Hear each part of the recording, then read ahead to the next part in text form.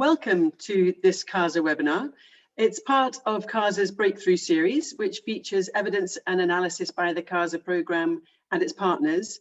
As those of you who've attended other webinars in this series will know, it's designed to showcase solutions to the most common challenges in agribusiness for inclusive growth and to support the facilitation of investment in agriculture in emerging markets. This particular webinar is exploring the relevance of legal empowerment and why it matters, not just for human rights, but also for investors. We'll introduce the speakers in a moment, but before we start, just to highlight a couple of housekeeping things. Firstly, in order to make these webinars more useful for you, CASA would love you to fill in a report and evaluation of the webinar at the end of the webinar. So if you could please look at your inboxes and check out the survey. It lets you know what you like and what you would like to see in the future from these webinars. Secondly, please do post your questions on the chat. And put them at any stage during the webinar. If you're posting a question on the chat, just please highlight that it is a question and if it's addressed at anybody in particular. So today we're exploring making inclusivity work, a role for legal empowerment. And we've got 4 speakers today. Emily Polak from the Empowering Producers in Commercial Agriculture, EPIC programme. We'll talk about some of the research and field experience on legal empowerment. What does it mean and why does it matter? Then Kumbana Mlumbe will talk about promoting gender and legal empowerment with communities engaged specifically in growing tea and working on tea plantations. How can people be informed to make decisions based on the knowledge of their rights? Then Ben Bowie will draw on the work that he does with TMP systems to highlight why it's in the interest of investors to understand and address empowerment, not just because it's the right thing to do, but also because there's evidence that it reduces risks, strengthens the continuity of supply, and helps in good governance. And Ben will also talk about some of the practical ways that investors are thinking about legal empowerment in due diligence and in monitoring. And finally, Graham Dixie from Grow Asia will build on these themes and tell us about the evidence that he has seen linking empowerment to reduce risk for investors and enhancement of a company's license to operate, drawing on evidence from his wide experience with smallholders and agribusiness. So as you can see, we've got some exciting speakers ahead of us. And please do, as I say, post your questions to any individual speakers or to all of us on the chat. And let's start with Emily Polak. Emily is a senior researcher in the legal tools team at IIED. She's the technical lead at IIED for the Empowering Rural Producers in Commercial Agriculture, EPIC project. She's co-authored EPIC research on producer agency and agricultural value chains and on the empowerment and agency of small-scale farmers in informal markets. So Emily, over to you. Thank you very much, Alice, and good morning, good afternoon, everyone, good evening. Thank you so much to the organisers of this webinar. I'd first like to acknowledge the input of a good number of IIED colleagues in this work, and particularly those who've been involved in the EPIC work in Nepal and Malawi, who've all contributed rich insights. So I'll firstly briefly outline how we've been framing this work in relation to inclusiveness and how we've been approaching this conceptually. Secondly, I'll share a few practical examples and illustrations. And thirdly, I'll share a few lessons we've drawn from this that we'd like to highlight. Hopefully this will set the scene a little for the next speakers. So firstly, the central concept we're working with in this work is rural producer agency. And this was touched on a little in a previous webinar by my colleague Lorenzo Cortula. And this relates to rural producers' abilities to make choices, take effective action according to their own priorities. And this is because in a context where the trend is towards exclusion, in broad terms, talking about including smallholders in value chains does hold risks of being top-down in nature. It also risks reaching just a small proportion of producers with more assets. So we've been looking to better understand approaches or actions that firstly recognize agency, but also support or promote it and enable, through that, enabling producers to engage in their commercial activities, their value chain relations from a position of strength, from a stronger position. So a lack of agency or empowerment cannot be assumed. Farmers the world over do not necessarily need empowerment. They're empowered individuals living their lives, identifying market opportunities, seizing them, shaping them. And their choices may be informed by sociocultural norms as much as profit making. But being a rural producer, we know, is not without challenges, and these are very diverse challenges. But right along the formal to informal spectrum of trading arrangements, we know that there are imbalances in power dynamics, and we know that risk can be unfairly distributed and that the risks of adverse inclusion are high. So in particular, we've looked at what we term socio-legal empowerment approaches, if you like, the social, the legal dimensions to empowerment. And we've looked at approaches that help overcome these power or information asymmetries to enable more equitable trading relations and business partnerships to occur. So in particular, kind of capacities that articulate and negotiate capacities to articulate and negotiate priorities with both public and private sector actors, whoever they need to engage with. And broadly, we've been looking at three kind of spheres of action. One is around understanding, whereby producers acquire information to perform analysis, to support the choices that they make in value chain relations or public policy arenas. The second is around organizing, where producers develop organizational structures for collective or coordinated action. And the third is around engaging, where producers engage with other actors, whether individually or collectively, to challenge value chain relations or public policies. And these are interrelated spheres, they're not consequential.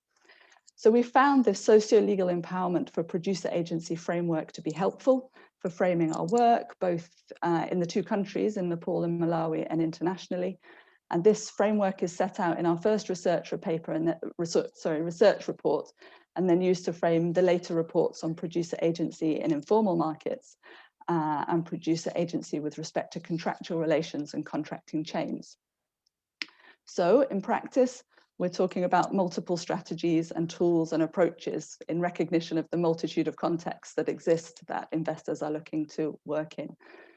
For example, in Malawi, as Alice mentioned, we've been working with smallholder tea outgrowers who are considering how they're organized, what are their trading relationships with the estate off-taker, and tackling issues so far around timing of inputs and collection, but are looking to establish a longer-term strategy for interaction.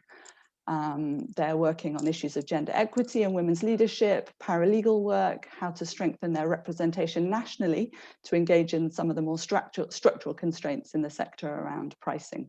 And we'll hear a bit more from Kumvana on that. So collectively, these enable the association's members to be in a stronger position to address multiple challenges that they face. So there's never one single challenge in these trading arrangements. In Nepal, the learning is being generated in the context of remote rural communities, selling mostly informally to market intermediaries and who are linking to urban markets and wholesalers. And here farmers are considering a diverse set of pathways to enhance their existing market links through understanding market relations better and market systems. But also how to scrutinize arrangements with new companies who are seeking to source directly from producers. How do they understand the proposition on the table? How will it work in practice? How do they need to be organized to deliver according to that arrangement? How are more marginalized producers able to access resources, secure land tenure, and inputs to be able to engage in emerging opportunities in commercial agriculture? And also around developing more robust and inclusive, effective farmer organizations within a reasonably well-established cooperative sector, but with lots of space for innovation, and looking at what possible marketing arrangements could evolve, and what provisions can they make to their members, and what policy engagement can they start up. So across this work, it's making sure that farmers' capacity to exert agency is the starting point. And there are some broad strands to the work that we're seeing across the countries, but elsewhere. And one is around the context mapping and the priority setting processes. So this is beyond surveys, studies, consultations. It's about longer term convening spaces amongst farmers to map their context, their critical issues and their priorities, along with other actors, with investors, public actors. And these can create spaces for marginalized voices to be part of the discussion from the outset, and to identify also what is working well. There's a strand around capacities for market analysis and being able to make your own choices to identify possible commercial pathways and constraints that need to be overcome. Skills around scrutinizing existing or proposing contractual arrangements, like we've mentioned in both cases. What is the arrangement? What do we want the arrangement to be? And how do we renegotiate, or how do we establish dialogue? One around strengthening producer groups, as I've mentioned. What is the model of the group that is going to work best for the producers? How can it be legitimate? How can it be owned by the membership? So developing groups from the bottom up. And then a final one around policy analysis and engagement. How can producers understand some of the structural constraints and opportunities to engage in some of the dominant narratives or limitations within policy? So in Nepal, this has been around the need to shape local level agricultural policy under the new federalism. Laws and policies are being made. How do those recognize different categories of smallholders? How do they promote inclusive local agri-food market governance? How do they shift the balance in the policies from productivity towards market systems, so to support multi-stakeholder dialogues and governance systems? And then in Malawi, we've seen how the strength of the National Outgrowers Association is fundamental to securing a voice at the table for an individual smallholder outgrowers group.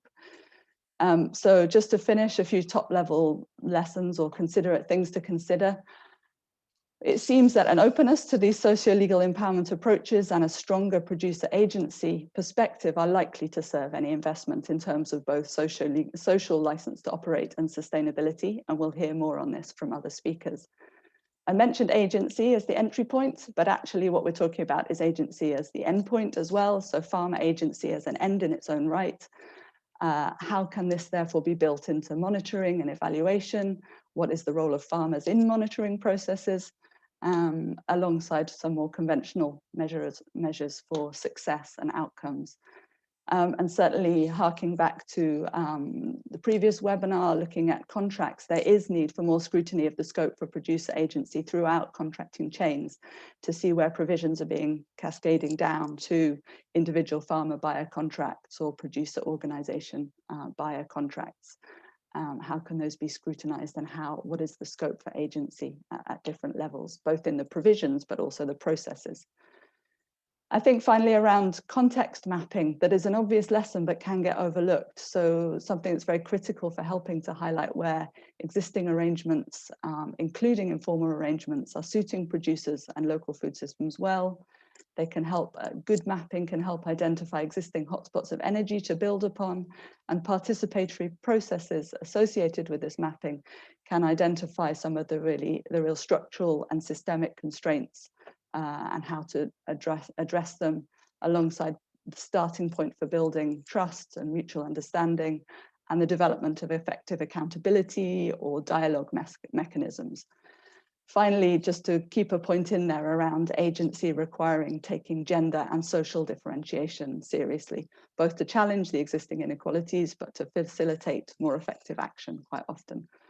This undoubtedly all takes time, but we're seeing that investing in socio-legal empowerment, maintaining flexibility in approaches, and putting farmer agency at the core is likely to pay off. So I'll leave it there and hand over to some of the other panelists to take it on. Thanks. Emily, thank you very much. It's really useful context to sort of understand the need to go beyond those surveys and consultations, as you said, to sort of really understand the capacity that's needed and the deeper understanding of what the context is for the socio-legal empowerment. And that will come back when we talk to the other speakers about how that can work in practice. And so very useful to have that context. Thank you.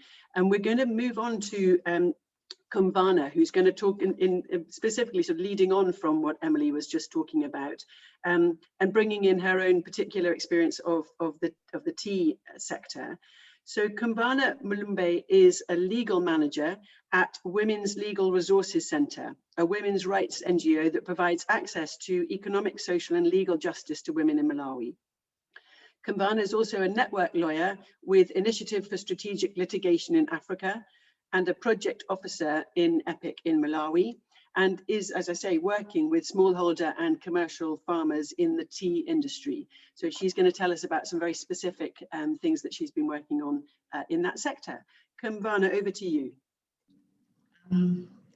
Thank you. Thank you, Alice. Kumvana, just 1 second. We cannot see you. Would you mind turning your video on, please? Okay.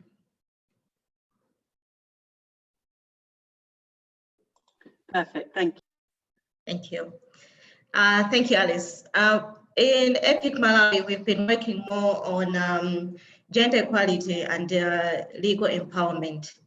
And in this presentation, I'm talking more about the law of businesses sourcing from estates or plantations. What is their role in gender equality and legal empowerment of smallholder farmers? Do they have a law at all? At first, the first thing to understand is that the gender equality and legal empowerment are issues of human rights. And when we refer to legal empowerment, we refer to the access to basic knowledge of the law and legal rights, and also legal remedies by rural farmers or smallholder farmers. Legal empowerment strengthens the capacity of all the farmers, all people, to exercise their rights, either individually or collectively. The exercising of rights includes having the ability to identify, advocate, and also negotiate, choose, act, and effect change. So this is also known as agency, in producer agency. So one of the role of the businesses sourcing from plantations is to promote that agency, contribute that agency, and contribute to the sustenance of empowered communities. Legal rights is one of the entry points for empowered rural or smallholder farmers to exercise that agency. So when role of the businesses is to effect that, to make sure that the smallholder farmers have that power, the capacity to have agency, they have the capacity to exercise their agency. Promoting and sustaining empowered communities can be achieved by responsible sourcing, or I think it's also called as supply chain responsibility by the businesses. Responsible sources is a voluntary commitment that businesses have to commit on themselves, that if we are sourcing from Malawi, if we're sourcing from Kenya, we're going to source responsibly. We're going to find out more about where our products are coming from, where our raw materials are coming from, find out more from the smallholders, if they have gender equality, if there is legal empowerment. So this can be done through supply assessments. And this one of the issues in supply assessments, businesses have a lot of things in their assessments that works for them, but two things that they could contribute on supply assessments is gender equality and access to legal tools, something that they can check. Our suppliers, do they have that? Do they work with smallholders in gender equality? And some of the questions that can be asked is what is the level of women's association in the platforms that they're working with? Is it just to tick boxes that we have 50 men and 50 women, so we have gender equality? Or do they really check if women have a voice?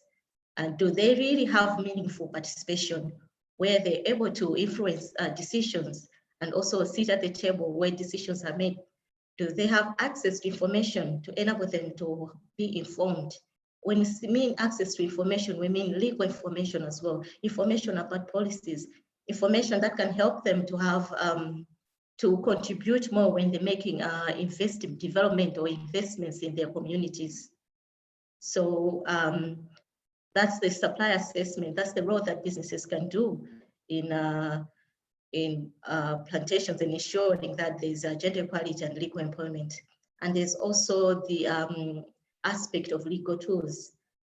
What is the plantation's willingness to have legal empowered supplier communities? because when we have legal empowered supplier communities who are able to exercise agency, what we mean is that they are able to seize livelihood opportunities. They are able to resist adverse developments. When they're very informed, they're able to negotiate for contractual relations, and also they're able to advocate and also promote national law reforms and policies.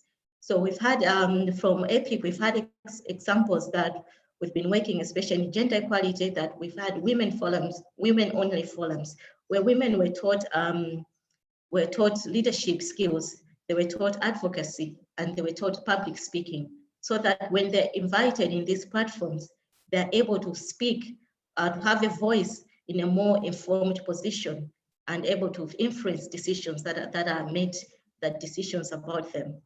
And we've also had an example of community paralegals. In EPIC, we've trained community paralegals that are able to teach farmer communities. The reason for this mostly is that the communities have a more informed actions that are able to shape the commercial decisions. The important fact that they are taught or understand is that they are involved in a supply chain. They're at the end, or they're at the end of the supply chain, but they're in this commercial chain, and they should be able to make decisions at a more informed perspective, and also be able to influence the national policies in their country or laws that affect their commercial positions as suppliers that are at the end of the supply chain. So I think I will leave that for my fellow presenters to carry on from that. Thank you. Kambana, thank you very much. Really useful to see the particular things that you're working on in the tea plantation and the tea industry. And I think your point about ensuring that suppliers have agency, it's really relevant, obviously, from the perspective of the people in the supply chain, and particularly the women who may be excluded. But I think it's also very important from the point of view of getting proper information about how investments affect women and affect communities, so that the investment is more likely to be solid, the supply chain is more likely to be secure. And I think we'll come back to that, I think, in the Q&A. So I look forward to delving into that in more detail when we come to the Q&A at the end. Thank you very much, Kambana. Thank you. And we're going to move to Ben Bowie, who has been with TMP Systems since 2011 and is the managing director of its UK-based non-profit company TMP Public. TMP Public prioritizes work in developing countries and with vulnerable groups, helping both public and private organizations to use local networks and data-driven techniques to deliver better results. He was formerly a consultant for institutions including the ODI, Global Witness, the European Commission, and companies in the extractive industries. Ben, over to you. Thanks very much, Alice, and thanks to the organisers of this webinar for having me. Very much appreciate it.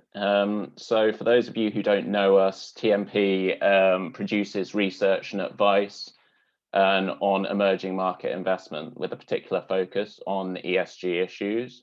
So the comments that I make are based both on our direct anecdotal experience of doing ESG due diligence, but also on examination of cumulatively hundreds of investments in emerging markets, looking at what was spent on sustainability and the risks that were incurred. So, I mean, starting off, I think it's fair to say that many investors don't really see legal empowerment as an urgent priority for them. They see it as an issue for the government to handle, and indeed may even see legal empowerment as something that to be resisted, as something that creates opposition or strengthens opposition to them and their interests. But in fact, what I go on to outline today is that there is a pretty strong business case for investors supporting legal empowerment directly. So starting off, why do I think that legal empowerment is good for business? I think we've already heard that empowerment makes smallholders a lot easier to support and to engage with. It helps to produce effectively better and much more robust agreements between investors and smallholders, which, as we'll go on to see, are very important. And it gives the smallholders kind of a much greater sense of security. And land title does provide a good example for us here. It facilitates access to other financial services and support mechanisms, which essentially de-risks the smallholder for other investors. But it also enables the smallholder to make kind of secure long-term investments in productivity improvements and things like climate resilience. Again, things that de-risk the investment. So on the other side, of course, lack of empowerment creates pretty significant barriers to investment in smallholders, and that probably explains why international investment, including responsible investment in smallholders, remains kind of quite low. It's very difficult to do screening on smallholders. It's very difficult to show that smallholder investments are compliant with high international standards, including things like the IFC performance standards, because unempowered smallholders are kind of almost invisible, and because they lack and investors lack legal means, it's very hard to forge good agreements with it. And we'll see this becoming more and more problematic as due diligence regulations and disclosure regulations like the EU's SFDR make it demand more detailed information from investors on human rights and environmental performance. But there is a very strong operational case as well, beyond these kind of reputational issues and these issues of screening and risk assessment. So we reviewed around 300 cases of responsible investment, and we found that on average, responsible investors spent around 2% of overall expenditure on social engagement and empowerment processes. And what we really found is that those early investments pay off in the financial performance of those projects by reducing delay and disruption across them. To give a sense of how significant those disputes, delays, and disruptions can be in the agriculture sector in Africa, our review of hundreds of cases found that the average delay caused by that kind of dispute was around 500 days. So a very consequential, financially consequential sort of delay. Because in the absence of legal recourse or dispute resolution mechanisms, smallholders will resort to tactics like riot, blockade. You know, they're often in a very desperate position, and those sorts of tactics lead to long delays, significant financial impacts, and embedded disputes that are, you know, protracted and hard to get away from. So, you know, why should investors, or how should investors rather, support the empowerment of smallholders, given that there is this kind of business case that has emerged around it?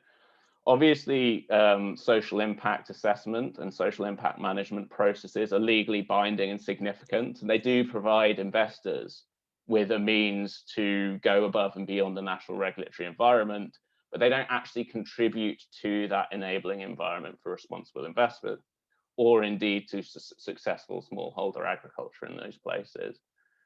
So, you know, one option here is obviously to put policy pressure on the government, which we recognize it's easier for investors to do en masse or in a united front. But I think we all know that, you know, relying on governments to fix this sort of problem is a slow and uncertain route to go down. So I'm going to talk about a couple of ways that investors can support legal empowerment a bit more directly. So there are now precedents for investors to support this kind of empowerment and accountability at a landscape or a jurisdictional level. So in this context, a group of businesses will agree that they have a pre-competitive interest in empowerment, and they will produce or create a fund to invest in empowerment. And that many of these existing precedents involve a kind of what we call a blind trust model, in which a group of investors pays into a fund, and the payments into that fund and the governance of that fund are essentially opaque. And a good example of that is Earthworm's Kumachaya initiative, which operates in the palm sector in Indonesia, supporting participatory community approaches to monitoring, which is as we've heard, a pretty important source of empowerment.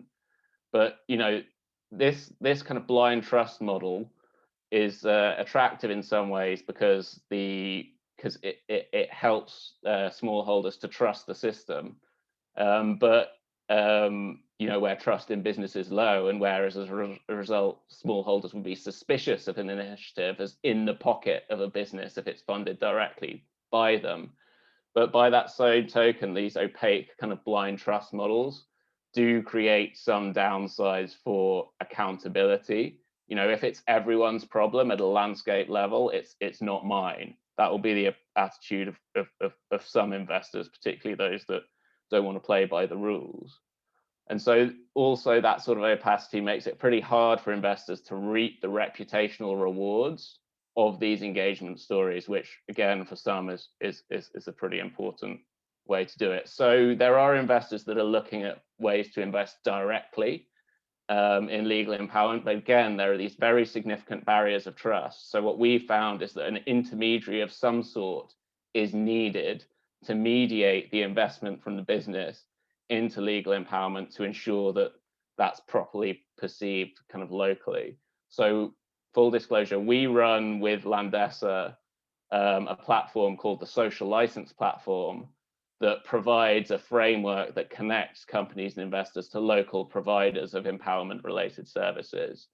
And this is a way of localizing the delivery of these sustainability services, which we believe is a really important process for enduring empowerment of smallholders. So I'll stop now by just sort of pointing to the fact that there is clearly a very important role here for blended finance vehicles to play, and we're hoping to produce further research on this topic over the coming year. Thank you very much. And thank you very much. Really interesting to see some of the practical things that you're bringing for investors to use to try and address these things. It clearly is very important for investors to engage properly with this and have the right tools to be able to address these things properly. And great that we are able to flag some ways in which your research has identified we can do that in practice. Just to say, there will be a one-pager that comes out to all of you who are attending this, which will have links to some of the research that was mentioned by Emily and Kambana, but also to some of the practical tools that Ben has just mentioned. So keep an eye out for that. Ben, thank you. And we might come back to talking about the blind trust model and other of those models in the Q&A. Please do post your questions in the Q&A if you have any. We'll be going to Q&A after our final speaker. So our final speaker is Graham Dixie. Graham Dixie is the Executive Director of Grow Asia, launched in 2015 by the World Economic Forum and ASEAN Secretariat. Grow Asia seeks to generate impact through national level initiatives in 6 countries in Southeast Asia. Its 5-year goal was to reach 10 million smallholder farmers through inclusive and sustainable value chains. Graham served as the World Bank's lead agribusiness advisor, linking smaller scale farmers to markets and agribusinesses. He also served as an advisor to the Bill and Melinda Gates Foundation and the International Fund for Agricultural Development. So Graham, over to you. Well, thanks very much, Alice, and thanks for the invitation. I've been asked to sort of bring more of a commercial perspective to argue the business case, but more from the businesses side and why it's a benefit for them. And I will combine some practical information with a sort of macro picture. If we step back for a moment and think about rural poverty, and what agribusiness has the potential to do is to be able to deliver significant new streams of cash into the rural economy, which is the raw material which can lower poverty. The second thing to bear in mind is that the market is really changing very quickly. In our region in Asia, the annual growth in expenditure on food products is going up at a compound rate of 6.6 per year. Effectively, what that means is the spending on food will double over the next decade. So there's an enormous prize that is available there. The point is that farmers are leaving farming, so that we need to be able, and the consumer is becoming much more fussy, so that we are expecting to see the emergence of a cadre of younger, better, more professional farmers to be able to deliver that. So why would a business, and I'm here talking about mainstream businesses, because if we're going to move the needle, we need to do it with them. Why would they be interested in expanding their supply? And the basic answer is that they need product, they have demand, and they cannot rely only on large-scale farmers delivering that program. And they know that smallholder farmers, in some cases, have got some real comparative advantages in very intensive labor crops, like the fine bean sector in Kenya is mainly produced by tiny farmers. And contracts can work. They work best when you're a processor and need a product, but also when you have multiple buying processes, for example, milk or broilers. And they're much poorer when you're trying to purchase staples or it's an annual crop. So what does it also do over and above this additional supply? Well, it improves the license to operate. Sometimes governments impose mandates to insist that a portion of their production is coming from smallholders, as Southeast Asia did with the start of the oil palm sector. And we certainly find amongst these leading managers of agribusinesses that there is a feel-good factor. There is a moral right that they do want to be able to feel that they're doing something beyond just the bottom line. And some of them have said to us that actually doing what you're doing by being responsible and applying best practices, we think it reduces the risks, and it may even help us in the asset value of our production, of our asset when we want to sell it. But I want to make a few points of warning. Number one, there needs to be a reasonable case. Remember, these guys cannot afford to put their career on the line. And that the product needs to be competitive. And I'm not just talking about price, it's also in terms of market servicing.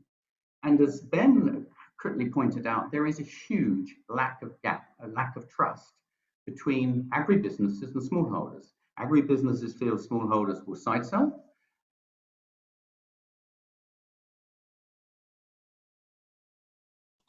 Graham, you've gone on to mute, so if we could just get you back. Oh, sorry. Yeah, that's all right. Sure how how much was missed there?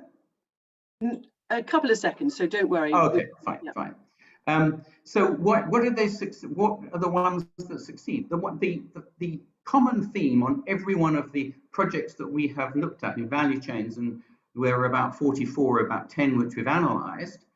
It is essential that there is a demand for the product, and a committed off-taker aiming to build a strong supply chain is the starting agenda.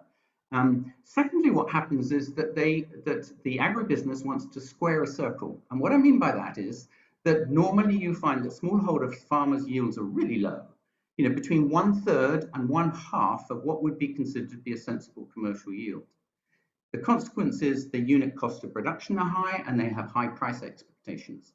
So what normally they do is lift productivity to be able to do two things. One is to be able to lower the unit cost of production so that they can pay a commercial price, but also significantly increase the profitability of farmers.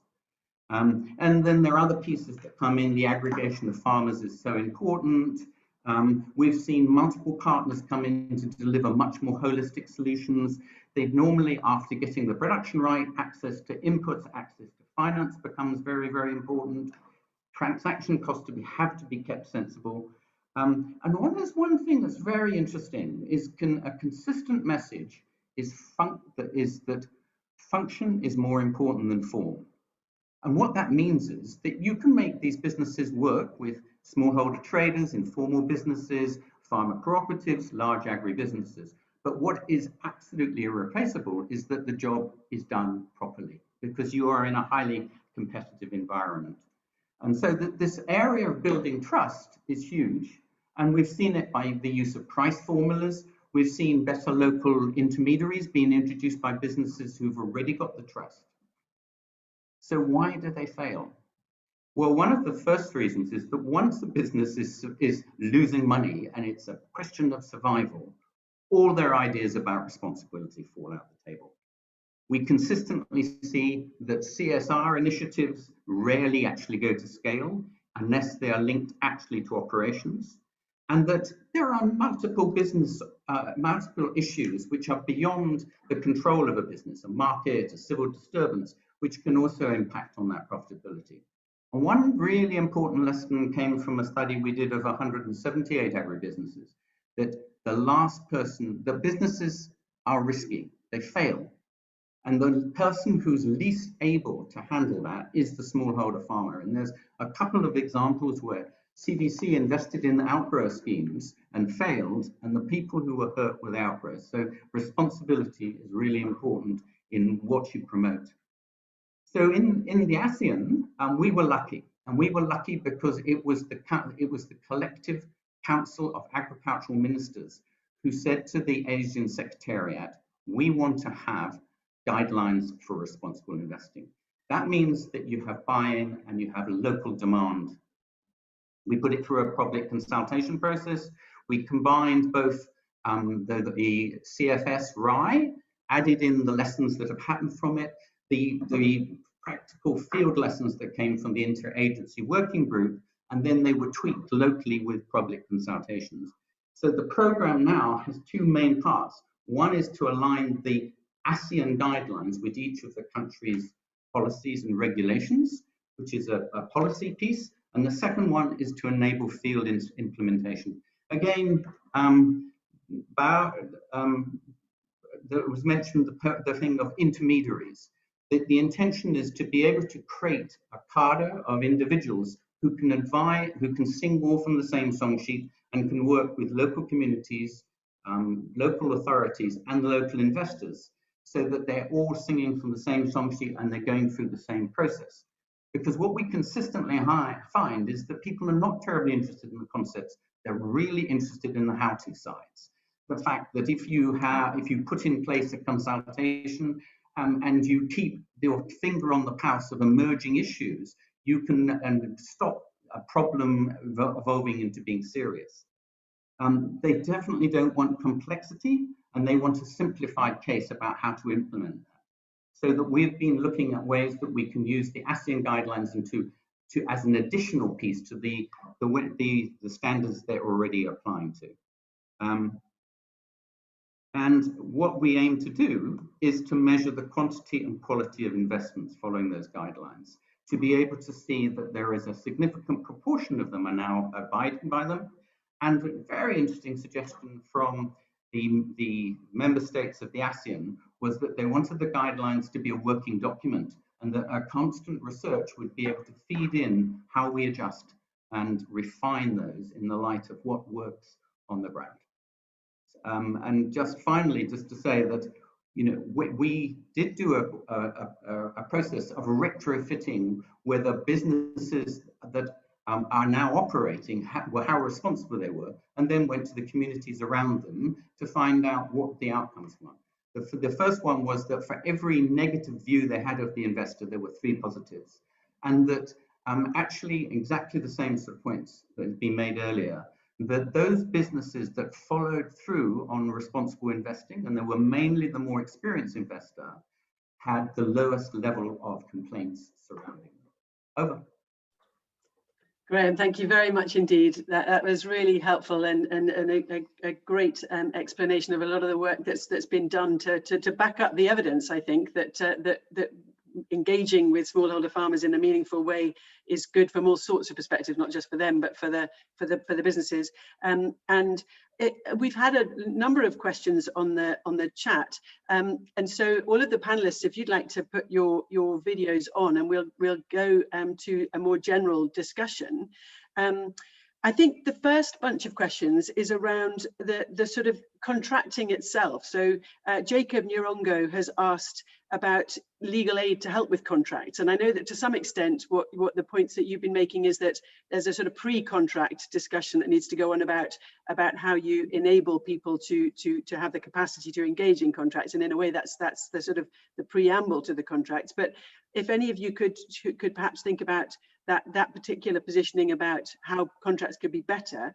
And it ties in with the question that Hedvig Svitsen also mentioned, is there a repository somewhere to find contract templates between small-scale farmers and SMEs or processors and input providers? Ben, I might come to you first, just to think about, because I know that there's these extra contract things which are also relevant, but that piece about contracts themselves, how would you respond?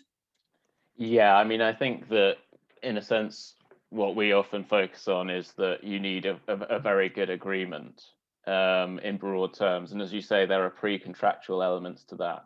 But the contract is, of course, what codifies that and what produces the legal basis for disputes. And I think that on the one hand, you know, there is clearly a role for legal and paralegal support in the development of those contracts to ensure they're not too asymmetrical, which is, of course, you know, a very common problem. But there's also this other role, which is, you know, part of getting informed consent for that agreement or that contract, which is really ensuring that, you know, that local people understand what they're signing up to and understand which risks they bear and which risks are borne by the company, because often that is where a dispute will come, you know, where there's a poor harvest or something, and suddenly, you know, the smallholders are looking for support and the contract doesn't necessarily provide it. So yeah, I think there is a really important role to be played there in embedding the contract within the kind of social context. And have you seen anywhere where there are examples of good contracts that we could point people towards? I mean, it must be fairly context specific, but do you see any good examples we could share or something we could point people towards?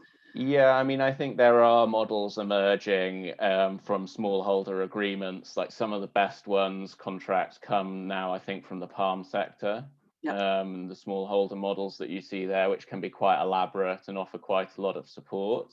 There are actually some really interesting examples to be drawn from the extractive sector, I would say. And I think Rio Tinto has provided a lot of really good guidance on how you get to a good agreement and how important that can be. And then I'd also just point to work that's done by the Columbia Center for Sustainable Investment. And they have an open contracts program that I believe IIED engaged with to some extent, and that publishes contracts. Of course, those contracts are not necessarily the most representative sample, yes. But yes, that's a useful source that you can look to. But there isn't a really good database of, you know, the normal contract, I think. Okay, no, that's perfect. Graham, anything to add on that, on the contract side? Well, I wouldn't claim to be an expert on contracts. What you tend to find with deals is that they mostly go wrong at the initial phase. Thereafter, once trust is built up, the contract is not so important because they know the person. So that the important point and the most crucial stage is during the first 2 or 3 deals to enable those to go through and to be able to act as a mediator. So what we've seen coming out of India is that they make sure that there is arbitration processes in place, which if there is a dispute, they can respond quickly. And you can see the downside, which is I think a company supplying macadamia seedlings to farmers in Kenya, with the anticipation that they were going to apply them with the nuts later on. When they didn't, they took them to court and it took 13 years to happen. So a contract is only as good as the paper it's written on. It sets the terms, but it's much more the people relationships that's important on the ongoing. Perfect, thank you very much. And I wanted just to move to a question about brand value that's created by this more deep engagement with smallholders. There's a question particularly to you, Graham, about have you seen any examples of addition to brand value where best practice has been applied? But before I come to you, I wanted to come to you, Kumbhana, because you mentioned about the importance of consumers having comfort, consumers knowing that that they can rely on the way that the company has dealt with the smallholders in the supply chain. Any particular examples that you've seen of that brand value being very clearly relayed to consumers? You're on mute, actually. If you could unmute yourself. Perfect, thank you. Yes, on the EPI project that we're working with tea farmers, we've seen that after working with them for some time and helping them with legal empowerment and agency, they've been able to work independently by themselves to identify ways and also organize themselves collectively to question other things that are good for their commercial businesses and also in the value chain where they stand. For example, there's a National Tea Growers Association, which before it was not operational. It was there in name, but not operational. The National Tea Growers Association is that group of tea growers that is able to negotiate and discuss with higher organizations like Tea Association of Malawi. But without that being functional, that means that there's no voice for the smallholders. But after having gone through the processes of legal empowerment and agency, the farmers that organize themselves to revamp their National Tea Growers Association so that they do have a voice to advocate and also negotiate on issues of where they stand on the value chain with Tamil. So that's one of the examples that we're seeing. Thank you very much, Kavana. And Graham, from your perspective, brand value has been a driver of effective interventions in this area? Sure, but a niche one. That within our region, there are the rich and those that are very concerned about particular issues, and there are certainly exports going elsewhere in the world for which these standards of inclusiveness and sustainability are really important. We're also seeing the emergence of different things. I mean, I think one of the things that's emerged out of COVID has been the massive increase in digital marketing platforms, and where you have people like Pinot Dio Dio in China, which is enabling farmers to create their own brands to sell product. And we've certainly seen a fall back and a lack of trust in certification schemes, much more interest in, I want to know what's the farmer who's actually producing that. So Olam have been looking at it in source to try and be able to map out for their buyers the sustainability of their sources. And what they've found is that there is a small proportion of people that are prepared to pay a premium for that kind of information, but there's a whole lot that are much more driven by prices and other sort of issues. Perfect, and that the prices are going to be affected by what Ben was talking about earlier around if there's conflict, you're going to have a very difficult process of trying to make a company work. Emily, if I could come to you, perhaps on the contract question, you may have some thoughts as well, but also I wanted to pick up something around the importance of engagement with women in particular in the supply chain, where there is a feminization of farming to some extent, in that many of the women who are working in farming are becoming more of the operators, more of the people who are effectively operating those farms. So just comment on the way that your work has engaged with women, but also anything you want to add on the contract piece that was raised earlier. Thanks, Alice. Okay, so perhaps just to jump back to the contracts work, the research that was done by IAD colleagues will be available, as you mentioned, and Ben alluded to some contract databases that are available. There's also an FAO contract farming resource base, which shares contract templates and well, FAO have done work on contract templates, but as the research is also saying, we need to look beyond contract farming, and as others have alluded to, that the contract itself is not always the issue at stake. It can be the process around the development of the arrangement, but also what are the predetermined components there that actually can't be shifted, and therefore there's much less space for producer agency in that process. So the report that colleagues authored sets out some of the kind of different angles you need to come at it from when we're looking at contracts. In terms of issues of gender, so in the Malawi case, Kumvana has talked about the work on women's rights, legal empowerment, paralegal work, and also women's empowerment work, and the role that can play in more effective associations that can represent their membership more accurately, and their wider communities. So when they're thinking through their trading arrangements, when they're thinking about how to, where to direct premiums, when they're thinking about other livelihoods support needs, there's a more representative structure there. Nepal, the case is very different, and it's different not only because of the crops, the informal market context, but also it's a case where there's large scale male out migration, and so women are the lead farmers on small plots, but there's also a good deal of small credit and savings groups that have already that kind of mechanism for managing financial assets at a local level, and some support there to either formalize those arrangements or to move into a more formal cooperative structure to then engage in marketing systems can be possible. So it's context specific in terms of what is happening and what the opportunities are. Absolutely, and it sort of underlines the importance of getting to understand that context rather than having a sort of cookie cutter approach to consultation and engagement. It seems amazing, but we come to the end of the time that we've got allocated, unfortunately. And there are many other questions that I would have loved to have posted to the great panelists, but we're going to have to wrap it up. And I wanted just to flag some points that perhaps are the key ones that I have as takeaways.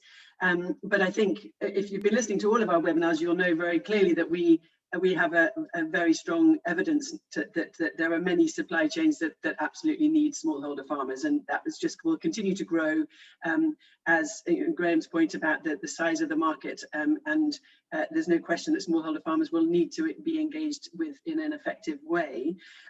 But the relationship between commercial supply chains and smallholder farmers, it matters deeply, as all of our panelists have talked about, not just because of respect for human rights mattering, but also because for reputational reasons, but also clearly operational reasons, which our panelists have all been very helpful in outlining. So investors, it's in their interests to engage to get that trust that so many of our panelists were talking about.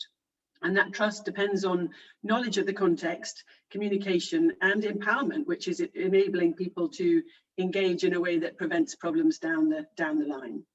I think I also took away that engaging with and empowering women in supply chains is particularly important, because they're playing a bigger and bigger role in managing farming operations. And Kumbhana made the point about it can't be a tick box exercise. It has to be a genuine process of a meaningful participation. And practical tools that investors can use to support their work are available. So we can, although it feels daunting, I know, to some investors to engage in this, there are certainly the work that's been flagged by many of our panelists points you in the direction of some ways in which you can really do this in a meaningful way. So thank you all, and I'm sorry the hour always goes very fast.